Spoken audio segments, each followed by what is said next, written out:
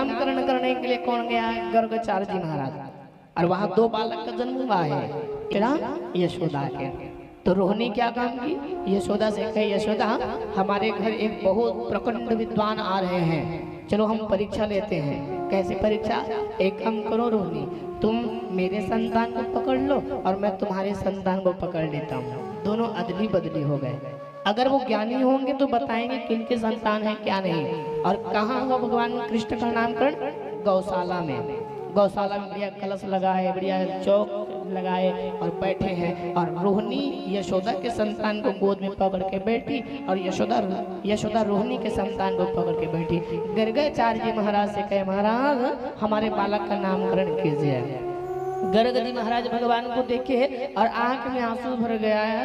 कहने लगा, अरे सबके नामकरण करने वाले साक्षात परम पिता परमात्मा हो, तो मैं इनके नामकरण कैसे कर सकता हूँ? और रोहिणी तुम आज मुझसे मजाक कर रही हो। रोहिणी तुम यशोदा के संतान को गोद में रखी हो और यशोदा तुम रोहिणी के संतान को गोद में रखी हो। हमारी परीक्षा ब्राह्मण से ज्यादा परीक्षा नहीं करनी चाहिए। भेष दे पूछ लीजिए ज्ञान, भेष देख पहले ज्ञान की परीक्षा जरूर कर लेनी चाहिए। मैं बार बार कथाओं में कहा करता हूँ, आप 2 मिर्च होते हैं, एक छोटा होता है एक बड़ा होता है। बड़े मिर्च को आप खाइए और छोटे मिर्च को खाइए, तो छोटे मिर्च में ज्यादा तीखपना रहता है, इसलिए सोच समझ करके छोटे मिर्च को हाथ लगानी चाहिए। हाँ, सोच समझ के हाथ लगानी चाहिए, नहीं तो गड़बड़ हो जाएगा, तीखापन लग जाएगा। गर्गाचार्य जी महाराज की परीक्षा ले, गर्गाचार्य जी महाराज समझ गए। रोहिणी समझ ये प्रखंड विद्वान है, जब बालक को पहचान गए तो किसी नहीं जानेंगे। तब यशोदा ने अपने बालक को पकड़ा और रोहिणी ने अपने बालक को पकड़े और नामकरण हुआ है। तो पहले नामकरण माँ रोहिणी के संतान का हुआ।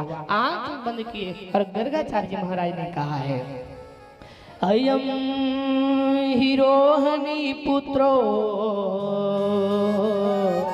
रमयण सौहृदो गुणे अज्ञास्ते राम इति बलादिकाद बलम विदो।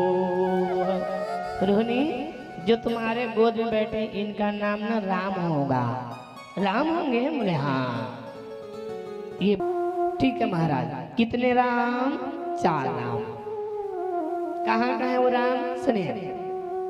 एक राम दशरथ कर बेटा, दूसरे राम घट घट में लेटा, तीसरे राम है जगत पसारा, चौथी राम है जग से प्यारा। 4 राम है मैया। एक राम दशरथ कर बेटा, दशरथ का राम। दूसरा अपने माँ के सिर गले को काट दिया, कौन है वो? परशुराम।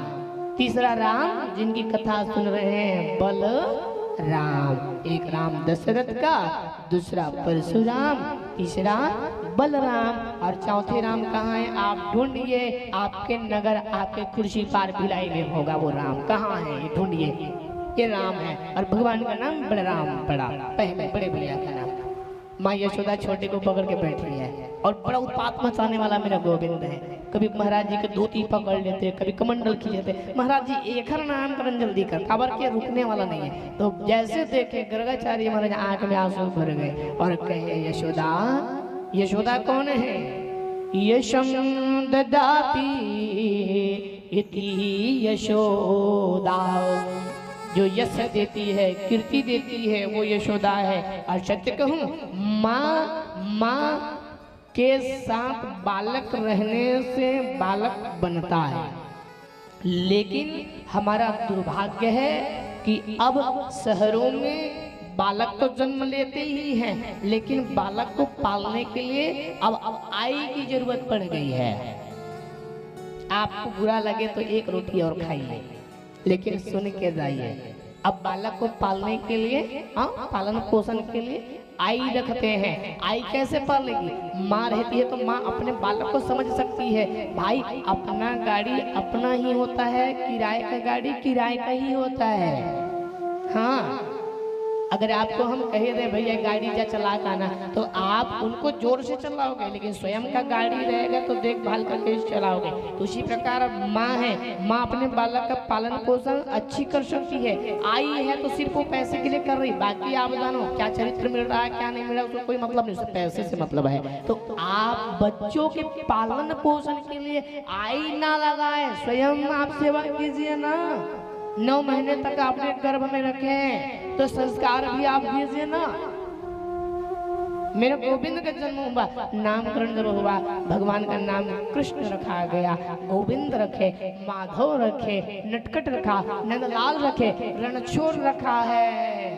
माने का इतने नाम क्यों? क्योंकि जैसे जैसे काम करेगा वैसे नामकरण होता जाएगा। अभी तो नामकरण करेगा और भी नामकरण होगा। बिहाव करती कोई शादी माँ मत पूछ, 16,108 ये छोटे से देखा है, बोले हाँ ये तो करिया है महाराज। अरे करिया है लेकिन बहुत काम करी वो यशोदा, हाँ याद रखबे। और भगवान का नामकरण हुआ, गौ दान किया गया, बहुत सारे गौ माता लेकर के गर्गाचार्य जी महाराज चले गए। अब मेरे भगवान का नाम कृष्ण रखा गया, गोविंद माधव रखे गए, और भगवान बचपन से ही माखन चोरी करने लगा। अब आप सोचते हैं कि भगवान ने चोरी क्यों किया होगा, तो ये भी सुन लो भाई, ये भी सुन लो, भगवान कहीं गलत नहीं किया है, बस हमारी सोच गलत हो गई है।